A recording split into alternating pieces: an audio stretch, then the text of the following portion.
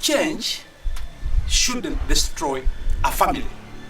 It should never even destroy a home. Crisis is normal to life. We are going to share many changes that occur in a family setup. You know, life is about leaving one state of life and entering another state of life. It's the reason why you see a baby leaving the womb and entering the world.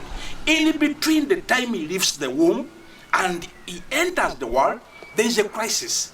In most cases, this is where a baby cries. Most of the newborn babies do cry. The reason they are crying, they are leaving one state of life and entering another state of life. So, life is all about living and entering. We leave one state, we enter another state. Today, we are talking about stages that happen in a home. For example, when we marry, sometimes we marry when the ladies are not pregnant. But the time she acquires pregnancy, there is going to be a crisis. There are going to be several changes that are going to happen. Pregnancies normally bring a lot of changes, a lot of body complications. But we should not base on this to break a family. It is normal. I said earlier that crisis is normal to life. I've seen families that originally don't have phones, these handsets, where we get communication.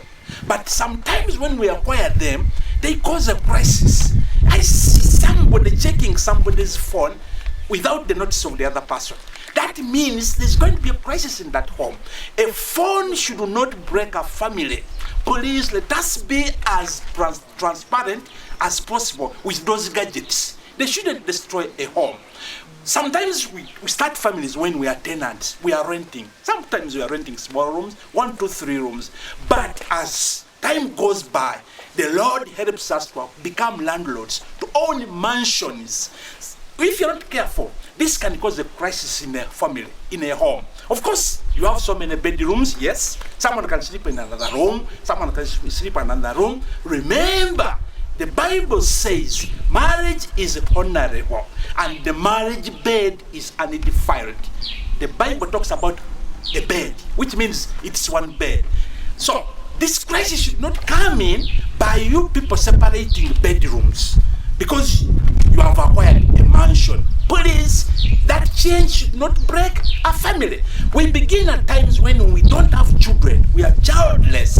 When we acquire children, if we are not sensitive enough, the relationship can diminish a little. Because the attention that was given to somebody is now being given to a child. So this can cause a crisis in a family. Let children be a blessing. Let them not cause a crisis. And many times when we don't have big jobs, and sometimes we tend to lose them, we need to be adjustable. We need to be people who can adjust so that we don't cause a crisis in a home because of a job loss. And we begin at times when we are poor, but the Lord comes in to give us wealth. Now, the wealth must not create a conflict in our home. It shouldn't cause a crisis in our home. Actually, this wealth, we should use it to glorify the name of the living God. You see? So it should even bond us together. So I'm saying some of these changes that come in as we start a family should not destroy a family. That's why I said crisis is normal to life. Change shouldn't destroy a family, it should strengthen a family. Let us learn to adjust when it needs to be adjusted. Please, thank you for listening to me. I am here to say that a family is to last until, as people say, paka last, until the end of the world. These are the things that come in, must not tamper and must not break our families, but they should strengthen them. Thank you so much for listening to me, and may God bless you.